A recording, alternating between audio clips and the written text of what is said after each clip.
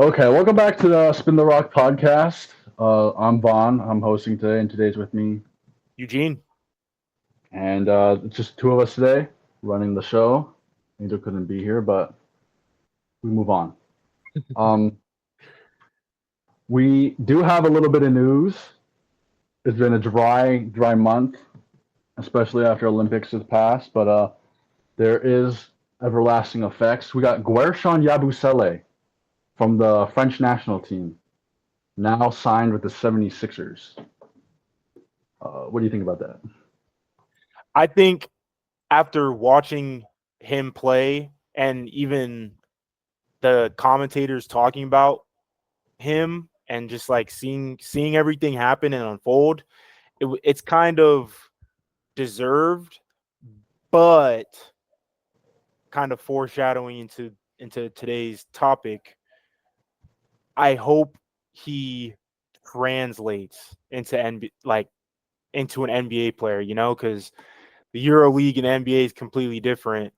So I hope that he's able to adapt and work in the NBA and doesn't just last, a year or two as a role player. You know what I mean? Mhm. It is good. It's good. It's good to see though, because he's very good. Yeah. Um, I'm especially happy about this because I think when Jason Tatum was a rookie, I believe Guerchon Yabusele was also a rookie, or maybe the year following, on the Boston Celtics. And he didn't really get playing time. He spent a lot of time in the G League, but like in flashes, you could see he was a real hustle player. And it was kind of inevitable that he would end up overseas. But I didn't expect him to come back like this, man.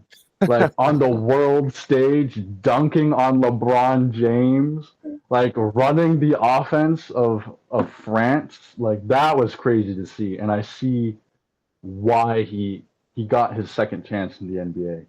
Right. He looks like a completely different player from his rookie season in the NBA.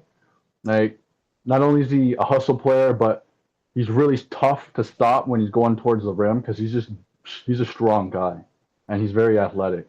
Hmm. So offense, he's got it down. I can't remember much about his jump shot. I just remember him hitting some tough middies in that Olympic game. But it looks like he could be a good part of the Sixers team. Which on one hand I'm glad for him, but on the other that could be worrying for any team in the Eastern Conference. Like if this revamped Sixers team got depth like that, like it's just nothing good but good things for them. Hmm. Um, and then kind of more on the Olympics wagon still, we got the 2028 USA men's basketball roster. Now this is from FanDuel, but let me go down the list. We got for guards, John Morant, Anthony Edwards, Devin Booker, Donovan Mitchell, Cade Cunningham. Forwards, Jason Tatum, Zion Williamson, Paolo Banchero, Jalen Williams, Cooper Flag, and then for bigs, Bam Adebayo, Chet Holmgren. Those are what FanDuel is predicting, but I'm noticing some holes here. Not a lot of returning players, and some players I don't know in 2028 are going to be feasible moving forward. I'll let you take the reign for now, though. So I will say the players that I do agree with, considering health doesn't play a factor. All right. Ant, Booker, Tatum, and Bam, obviously, all, you know, Olympic veterans now. I kind of see John and Ant backcourt would be actually insane. Zion, I feel like, is a easy pick as well. And they have to have, I feel like they have to have Chet. You know what I mean? Just Yeah. for Like. size. Mhm. I don't think, though, Cade I even arguably want to say Donovan. I don't think will be on the team, and it's kind of interesting that they left off Tyrese.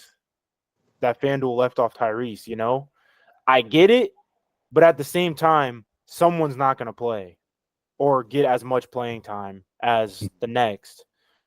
Also, Derek White's not on here, and he got a lot of playing time considering he took over for Kawhi. Paolo and Jalen are kind of a toss-up to me. Cooper Flag, I don't think is his time yet. Maybe the one after 28. I'd be very surprised if he did. Yeah, well, that was the big one. They think he's going to be, at least from what this is trying to say, it looks like they're predicting him to be like a superstar right out the gate because he's a high schooler now. Yeah. He's not in college yet. He'll be in like rookie or sophomore season by the time the Olympics start. Mm-hmm. It doesn't matter who the coach is. Even if you were on the team, he'd be like the Christian Laettner. I can't picture him getting heavy minutes like that. Right. The Cade one also kind of hard to see him being over Tyrese because at least Tyrese has had experience with his Team USA environment, even though he didn't get to play much. Like you know what he has. He has playmaking, can run the offense, and a lot of these guards listed aren't necessarily on his level of what he can do. Like I love Ja. He can be the pinpoint of an offense, but we've seen that in the NBA, not Team USA. Mm-hmm. Like look at guys like Devin Booker, who are like the center of an NBA offense, but completely changed their role for Team USA. Mm-hmm. That man basically was a defender for most of it, and then like a spot up shooter in some parts. Like he would have 5 points scored in an entire game. That wasn't really what he was out there to do. And I have a lot of respect for that.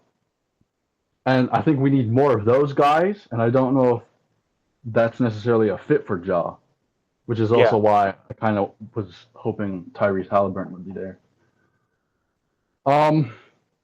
But everything else, for the most part, I agree with. I think we do need another big man, though. Right? Like I'm like, 2 bigs is that's not enough. Yeah, like Bam, traditional center for the most part. Chet, more of a lighter stretch five. But like even this year, you had Bam, you had Embiid, and then Anthony Davis. So like, which of these forwards are probably gonna have to play some center minutes? Like Zion, Paolo? I'd probably say a Zion or a Jalen, if anyone. Jalen doesn't play center, but I think he would if he had to. You know what I mean? Yeah. Given a small ball lineup, he has the athleticism to play the spot, but I can't picture that for like heavy minutes. It would be such a task to do that. It is interesting though. Do you think Joel would come back, given his health is all right? I just don't think he'll be that same player in 2028. Like that he is now. Yeah, like right now he's MVP caliber. We wouldn't even need an MVP caliber Embiid in 2028, I don't think. But I think he'd be borderline all-star at that point, which would be worrying. Also, his health, he would be like what? I don't even know how old he is right now. Yeah. He'd be an older center, and that usually doesn't bode well for long careers, you know? 4 years from now, he'd be 34. So, like, I agree with what you're saying. Like, he definitely would not be, especially being a center, he wouldn't be where he is right now, and probably a borderline all-star. But I think if they sent him the invite, he might. He would definitely consider it. Yeah. I know he got like a Medal of Valor from Cameroon for this Olympics run. So like maybe that alone could entice him to at least want to play on the Olympics again. But maybe it even pulls him to try and get Cameroon back in it because I know Pascal Siakam couldn't commit for other reasons, and maybe he returns. Maybe they just try to make some noise. It's all speculation at this point, but could be a branch, a path he could go down. Right. Or maybe he probably won't, but there's always the pathway of coaching, coaching Cameroon national team, which I think would be pretty cool, but I don't know how many players actually come out of Cameroon, so. Right. Yeah, I think that's all I got for this. All right. For today's topic, we talk about NBA All-Stars, MVPs, all these great players in the NBA, but what about the players who are great outside of the NBA?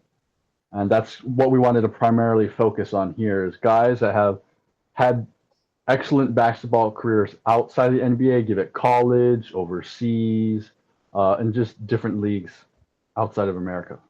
Or in America, but not necessarily NBA. Did you want to start us off, or did you want me to start us off? I think I can go. Okay. I mean, for my first pick, I'm gonna go mainly college, but for my first pick is this beautiful man behind me, Milos Teodosic. I remember when he got signed to the Clippers, and this was probably like junior or senior. It might have been junior year of high school, so like 2017 or something like that, I think.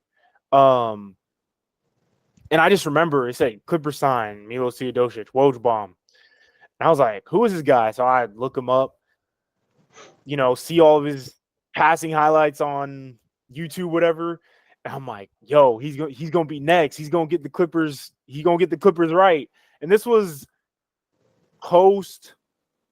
like right after the end of, I think, Lob City and when Patrick Beverly was like kind of first started on the Clippers, where he started making his name for himself, if I remember correctly. But anyway, I thought he was going to be good for their system. They still had Doc Rivers as their coach, so I was like, things could work out. Bro lasted probably, I don't even think he lasted a season low key, and then he phased out. It was like a very Falco Campazzo type career in the NBA. Like exactly, he's got a strong role with one team and nothing else after that. Literally, and it seemed like his only skill was passing. Like he couldn't really, at least in the NBA, he couldn't really put the ball in the basket. He couldn't really defend. He kind of reminded me of a worse Ricky Rubio in defending. You know what I mean? So it was for me, it was really unfortunate to see him not thrive in the NBA as much as I wanted him to. But yeah, I gotta go Milos Teodosic because he's a god over in the Euro. No, for real, like he has genuine highlight reels where it's just him passing the ball. Like he's a savant. But yeah, that's such a niche player. Like it's a good representation of what this is. Because like no one's thinking Milo Teodosic in best players in the NBA. But he's definitely got the skill set.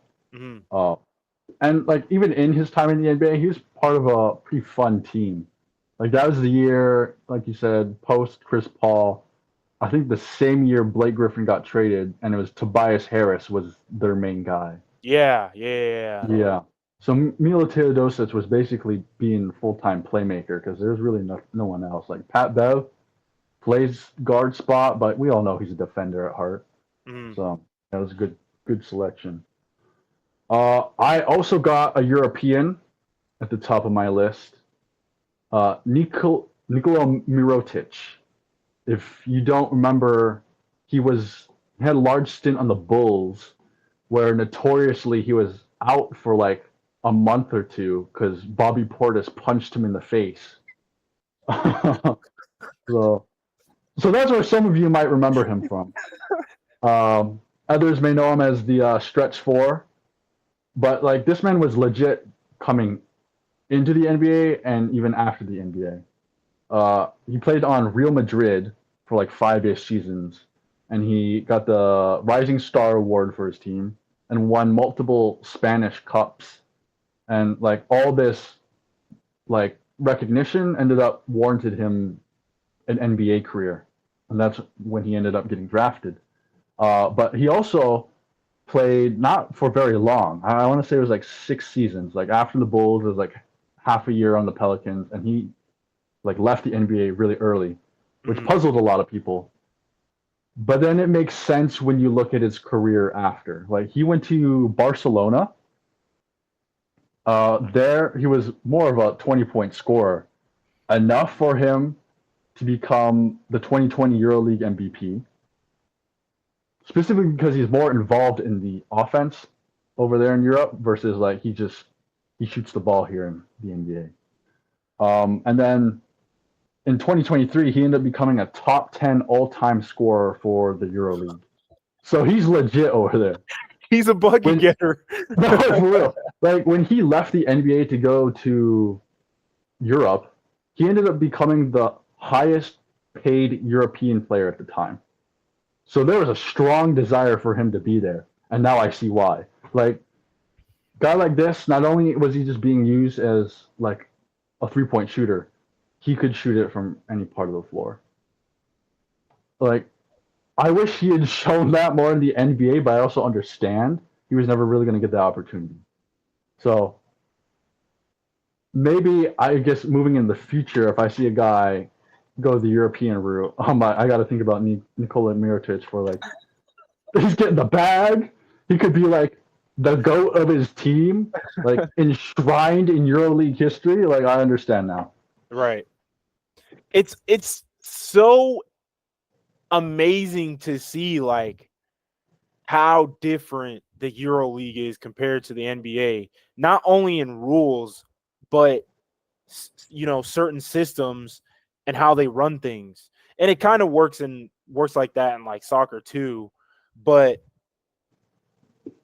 I don't know. It's just like, why are these players not able to succeed? Because it's not that they're bad. You know what I mean? But is it like, are the Americans, do they just physically play better? Or do they not mesh well with the system? Or is it a player-coach discrepancy? Or, you know what I mean? Yeah. I always wonder, like, why these obviously it's not all European players, because we got Jokic and Luka and players like them. But I always wonder why like a lot of these European players don't necessarily translate into the NBA, but are literally insane in the EuroLeague. You know what I mean? Yeah, because like I imagine some of the stuff that happens in the US happens overseas as well. Like the Chicago Bulls Jim Boylan era was probably one of the worst, and he was just a bad coach. And like I feel like he probably had his favorites and he was stuck to his system. So that's why Mirotic probably wouldn't get the opportunity there. Also, it could just be like front office politics. Like you want the guy you pay the most to probably get the most minutes or at least most ball handling. Just things like that. I don't know why Mirotic specifically had an opportunity to flourish in Europe rather than the NBA. Like that can happen here and over there. So maybe they just trusted him more. But it's funny because after Mirotic, I think I read he tore his Achilles maybe like a year and a half ago. And he came back and he just wasn't the same player, so he got cut. I think he plays in Italy, I want to say. But there's this whole drama surrounding him and where's he going to go? Because like it was expected he'd go back to Spain, he'd go to Greece. Like those are some of the top teams in the EuroLeague. And he ended up signing with Italy. But there's this whole controversy of like, is the government trying to tempt him to go this place? Is the church trying to like encourage him to come to this team? I'm like, it's a completely different deal going on in Europe over there. If that's like the controversy they got. He was the LeBron the decision, bro. No, that's what it feels like. All right, Oh, bet. So my next player, and probably the rest of my players, all college players who didn't necessarily translate or even make it to the NBA. So this player, my next player that I'm going to talk about, UNC, played at UNC, was a part of their 2009 national championship, averaged like 20 and almost 9 per game. He was a forward over his 4-year collegiate career. And it was kind of tough to see that he never translated in the NBA. But I'm going Psycho T, Tyler Hansborough. Bro, he that's a was good crazy. spot. He was insane in college. And then especially as a lottery pick, you know, I don't even think he averaged 10 points while he was in the league, which was unfortunate.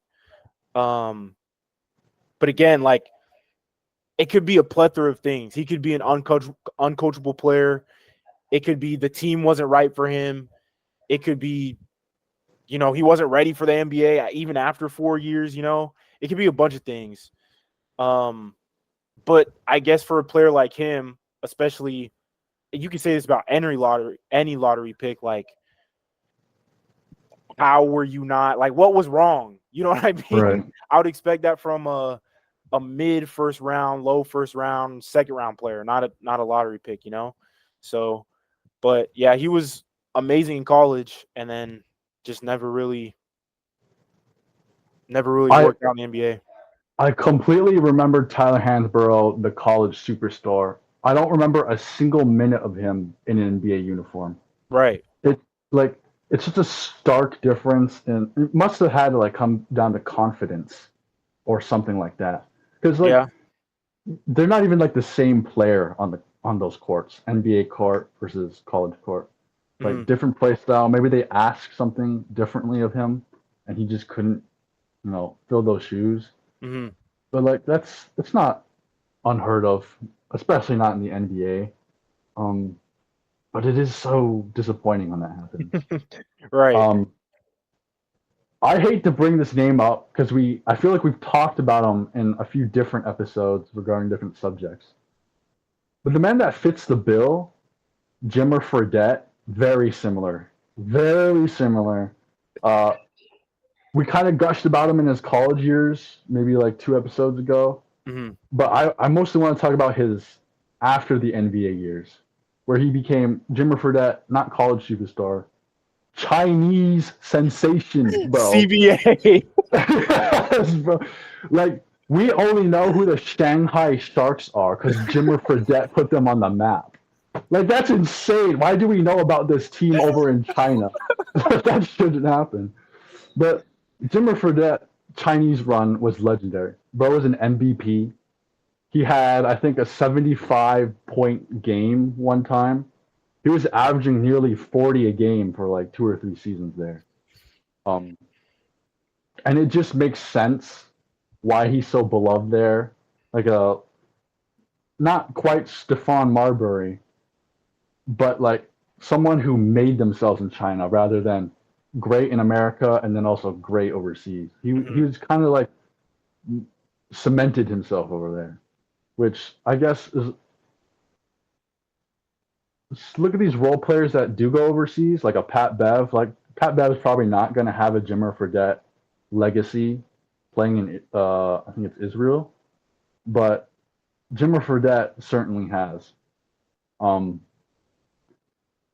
aside from China, I'm pretty sure when he did play EuroLeague at one point, he was on a championship team.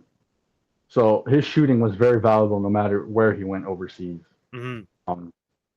And it was enough, at least his stint in China, to have another shot at the NBA. Didn't work out, and he's still great overseas.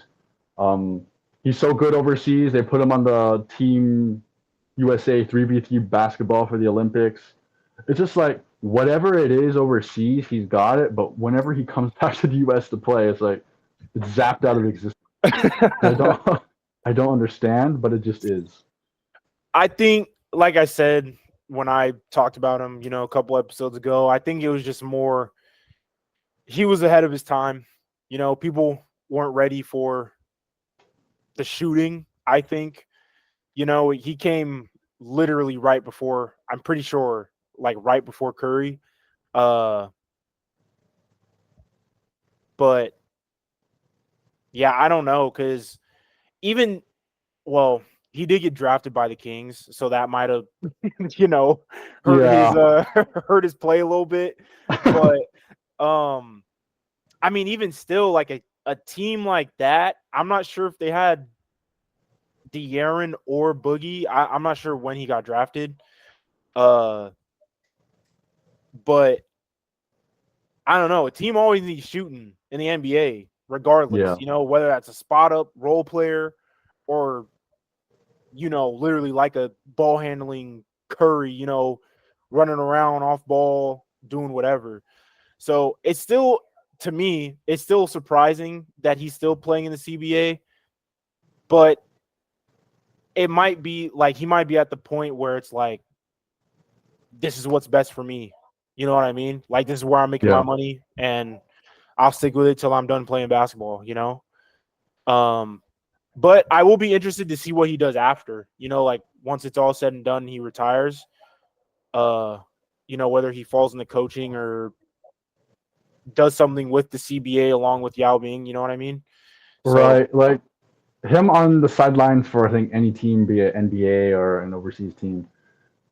Like him accepting from being college star to like not being what he thought he was in the NBA and having to play overseas, that could be like a very valuable experience to give players and make them accept that it is an option for them. Um, like when you hear about players on like podcasts and stuff, like NBA is always like the Shangri La. Like yeah. if you're not in the NBA, you have to fight your way to get in the NBA.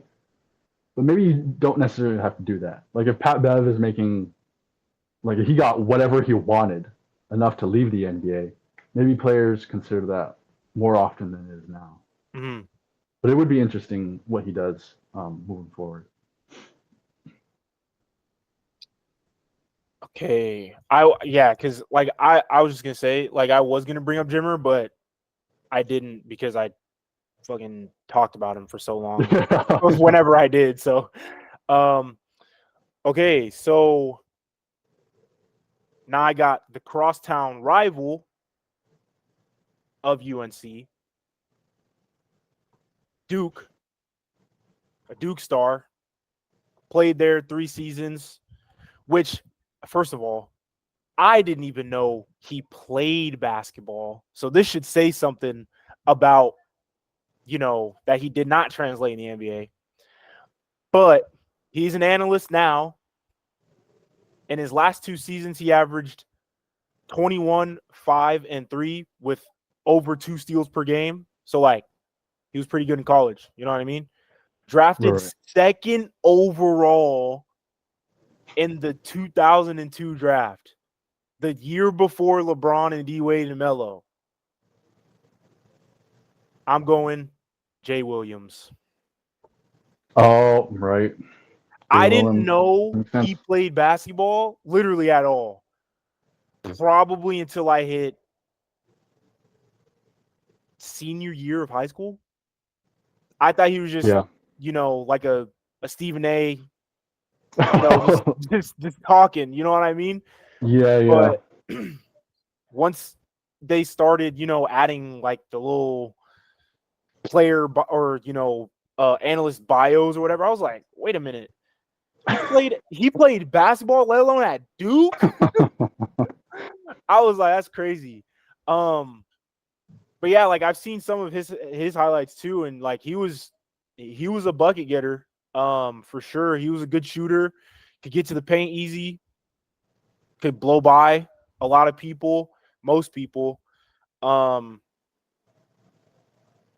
but I'm not exactly sure why he It, wasn't able to translate. it was actually out of his hands because I'm pretty sure the Bulls wanted him to be part of their rebuild in the post Michael Jordan era. I mean, this is Mhm. a few years after he left them, but they were struggling. Jay Williams supposed to be that guy, but he got in a motorcycle accident, which Mm. like literally career-ending injury to the point where the NBA wouldn't accept him to play anymore. Like I can't remember the severity if like he had almost lost a limb or something, but it was bad enough he just couldn't play. Period. And I think that's why I don't think any NBA player can actually ride a motorcycle. It's in their contracts because of that. I didn't At know least you would put that in the contract for your star player. Like there's no way you're risking it. that. Yeah. So in a way, Jay Williams' misfortune kind of paved a way for generations to follow Right. because although like motorcycle, yeah, accidents do happen. It's like contractually obligating players to not even mess with that. Yeah. So Which it does makes make sense. Yeah. I'm surprised it took so long because you said 2002 2002. is when Yeah, he he was got drafted. drafted. Yeah, I'm surprised it took so long for something like that to happen. Hmm. In a way, a pioneer of the game for the wrong reasons. We'll never know like what his career would have been had that injury never occurred, but he certainly paved out a career in the sports broadcasting side. So I don't think he's Yeah, I don't think he's too tripping. upset. Yeah. Okay. Okay, this is a good transition because my guy also former Chicago Bull, actually, pretty substantial career in the NBA but most especially out of the NBA. Like this is a Hall of Famer, but without his pieces outside of the NBA before and after, I don't know if he does make Hall of Fame. In the NBA, he was a 5-time All-Star, but I think what he did in college might be more significant, only because 1971, the National Player of the Year for college goes to Artis Gilmore.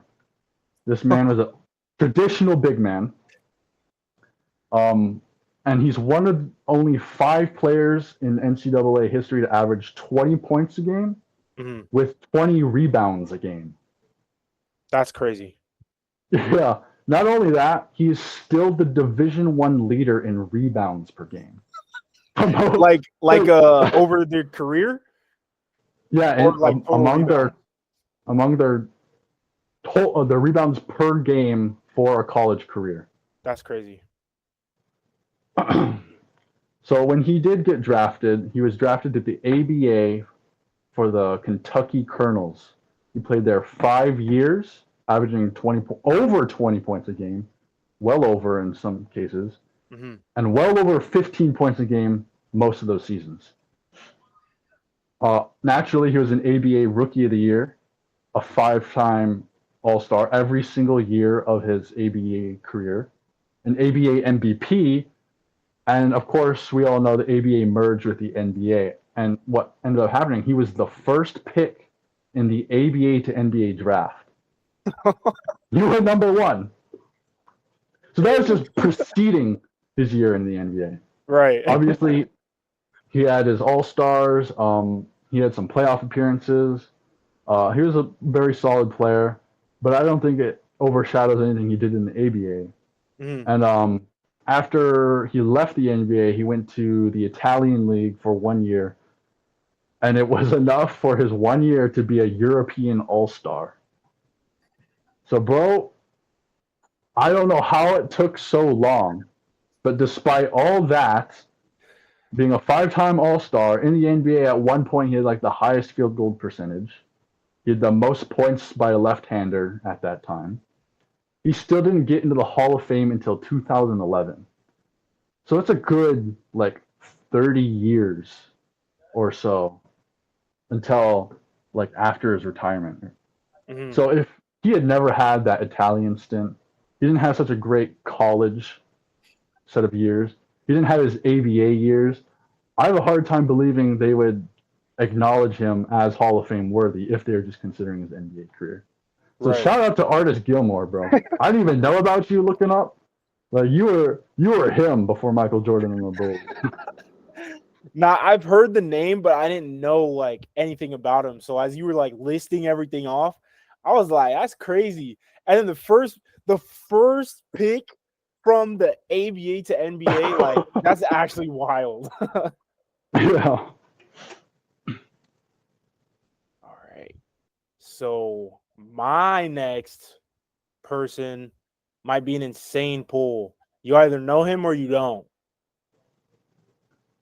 He went to Gonzaga,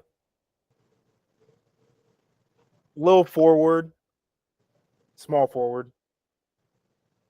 He was no pun intended, but he was a dog. He was crazy in college. He averaged over 28 points per game, which is, you're not supposed to do that in college basketball. Yeah.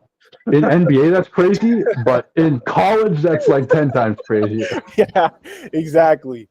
In one of his games pre-March Madness, he hit a career high of 44,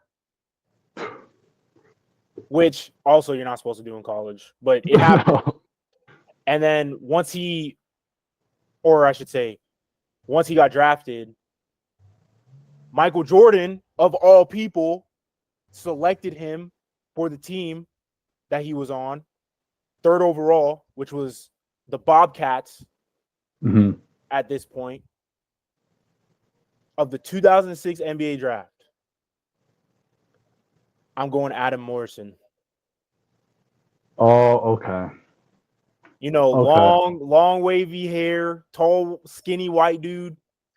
I knew he was a great college player. I didn't know he was like that though. He had a strap, bro. He had a strap. I don't remember how well of defense he played, but I just knew like his primary role was just to get the ball in the basket. And it helped that, being at 6'8", he could shoot and, post up. So like he had all the offensive tools. I don't remember about his defense, but then once he got drafted, it just seemed like everything plummeted. Kind of how, like I was talking about Tyler Hansborough earlier. And for whatever reason, like, let's see how long his tenure was. Adam Morrison, NBA career.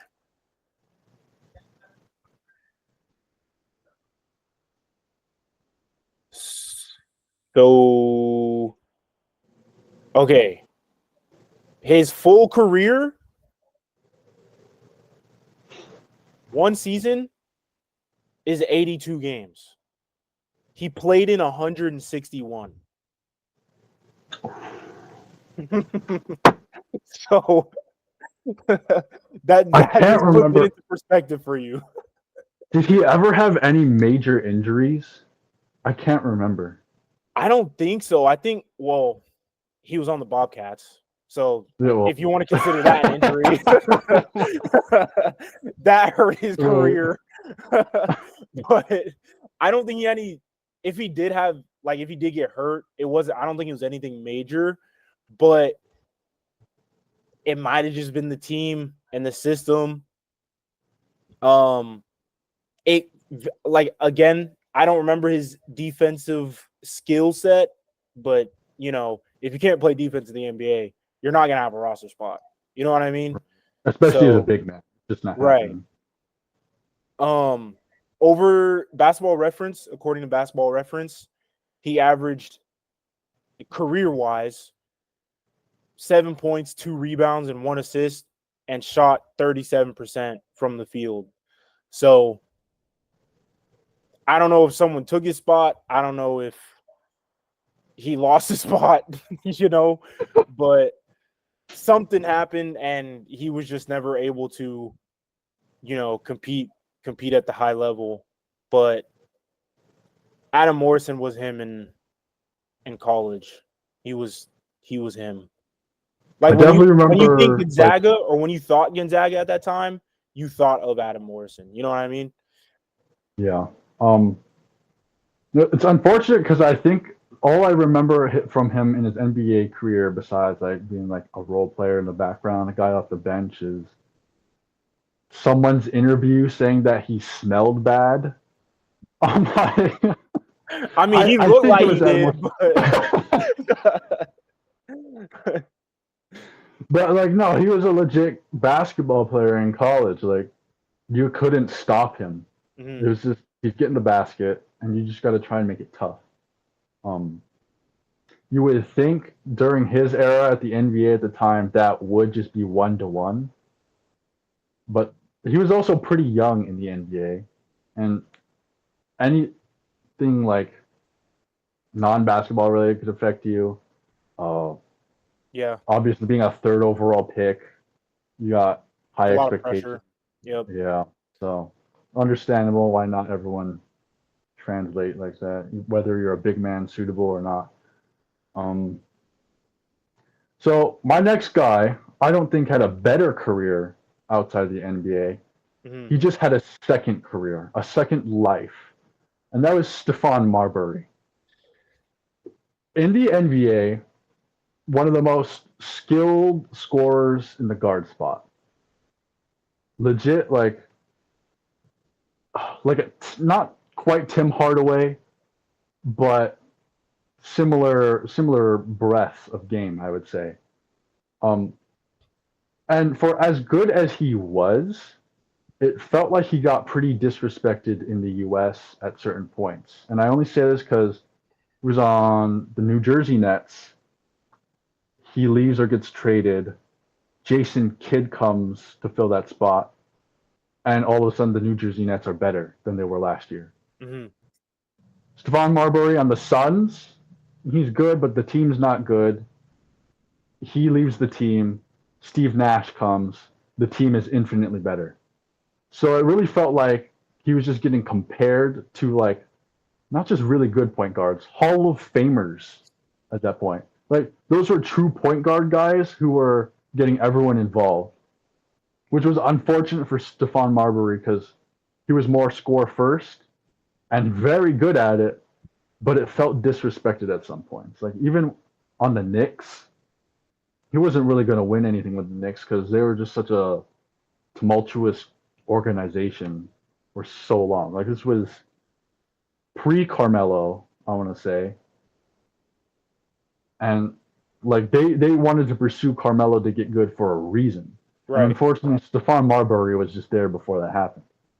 But you know, despite all like his accolades, like he multiple time All Star in the NBA, he was going to be beloved even more, much more well respected overseas in China, bro. China was where it was at for him. They had, I want to say Stephon Marbury's shoe was in like top 10 sales at the time because of his Chinese fans just loved him so much.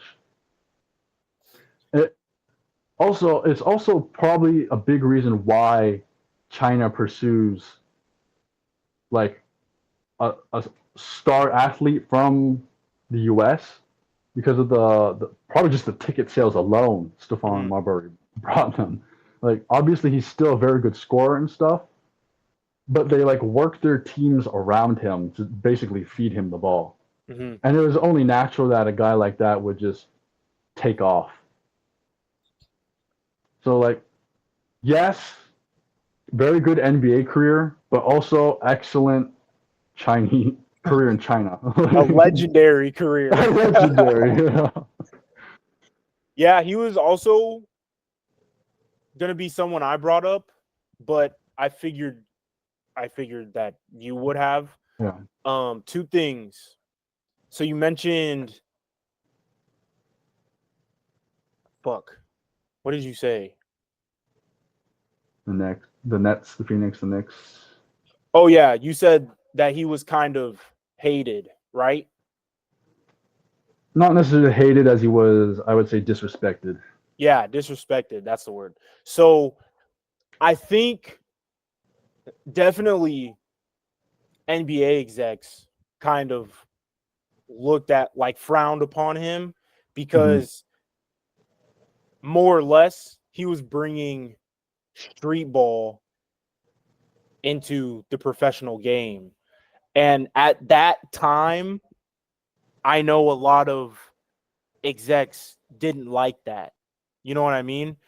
Because kind of a little tangent, but I was watching an interview with the professor, and he was saying that he could have played in the NBA, but because a lot of execs didn't like, you know, just street ball in general, nobody ever gave him a contract. But Stephon just kind of lucked out, not lucked out, but, you know, played. He was pulled too more of the good to be strings. ignored, I would Right. say. Yeah. And then what was the second point? What was the second point? What were your talking points after that? China kind of largely accepted him. Oh, yeah. Because So for our viewers who don't know, you know, Kobe in China, Kobe's like Michael Jordan China. Now double that. That's Stephon Marbury, bro. That's Stephon Marbury. Bro got a whole statue, bro. Like, Kobe statue. But yeah. All right. This will probably be my last pick. UConn center, standing at 7'3", weighing in at 265 pounds. Was probably one of the best shot blockers we've ever seen in college basketball. Drafted second overall in the 2009 draft. Hasheem Thabeet. One of the biggest busts in NBA history. Some may argue he was the biggest. But yeah, bro. Like, bro literally averaged like 2 points a game in the NBA. I think he might have been one of those uncoachable players. And I don't know. His biggest accomplishment NBA wise was all defensive third team in the D League. Third team. D-League makes sense now. Yeah. But then, so, you know, his time in the NBA comes up, and then he makes his way over to Japan, makes his way over to Taiwan during, like, COVID, right?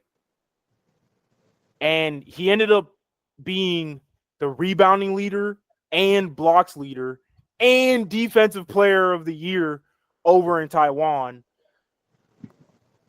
So like his play style, it never left, you know, but he just wasn't able to do that in the NBA. So then after Taiwan, you know, he ends up switching teams, whatever. Then he goes back to his native country of Tanzania, and then he ends up winning the chip over there, like literally this past season. So that recently, yeah, literally this recent, like he's still playing. So it was like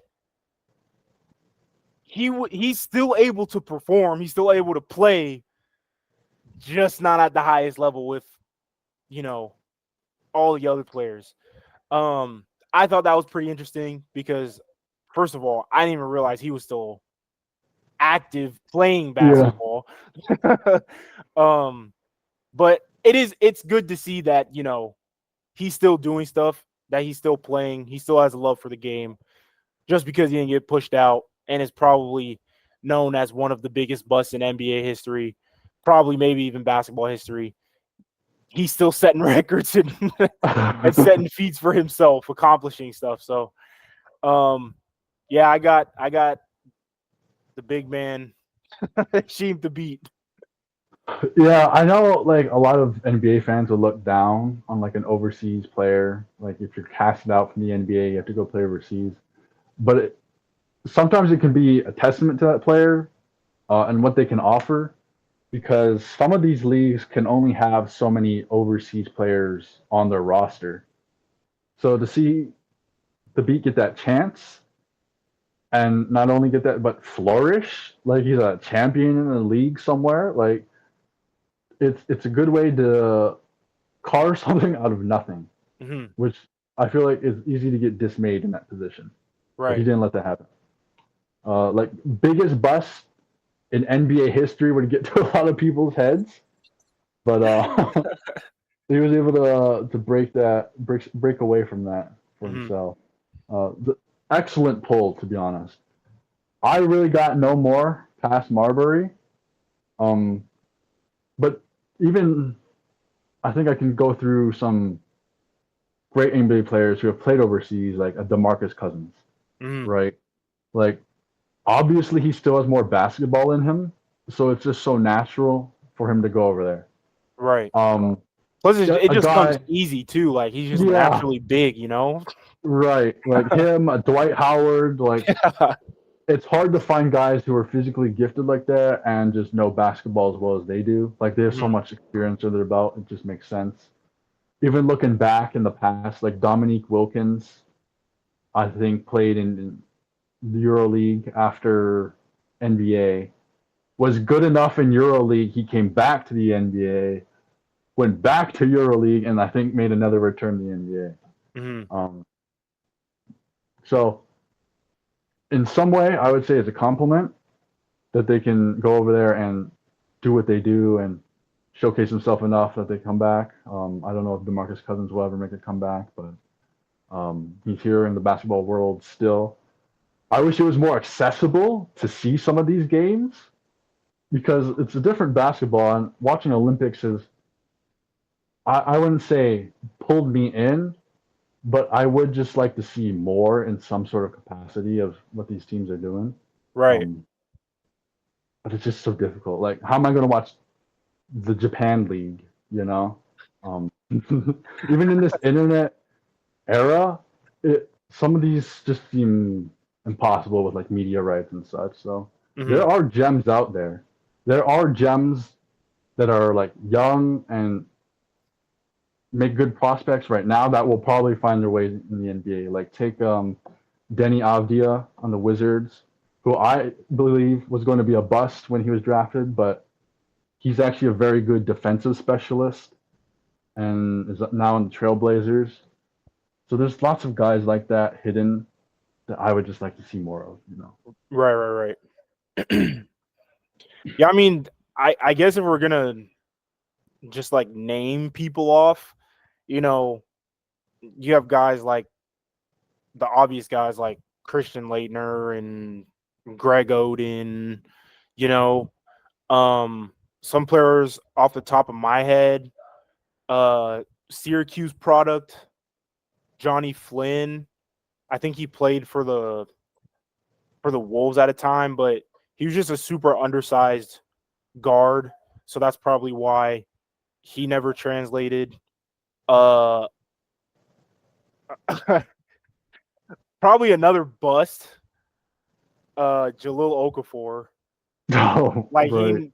he never really translated into the NBA, especially coming out of Duke, you know, like a Duke big. Like I'm not gonna say it was rare, but it was not common to see a good Duke big, and then, you know, to see one, it was just kind of like, bro, what happened? But I think he might have fell along the lines of uncoachable. He seemed like he didn't even really like to play basketball. Yeah, in certain ways. Like right. we're just speculating, but like his attitude looked like a little different from someone who was a top pick. Hmm. Maybe it could have been like he was in the trust the process era as well. Like he's a Yeah, that's true. center who knows Joel Embiid is going to eventually play once he gets back from injury. Hmm. So maybe that was like demotivating for him. Yeah, yeah. Like he knew he wasn't gonna get a lot of playing time Yeah. because they knew he was gonna play him. That's true. I think that's off the top of my head. I think that's it. Hopefully, Guershon Yabusele isn't on this list if we ever do this list again. Yeah, right. Hopefully, he does have a good NBA career. So if you've been listening, check us out on all podcast platforms. Keep up to date on the Twitter, the TikTok, the Instagram, and we'll see you next time. Yes, sir.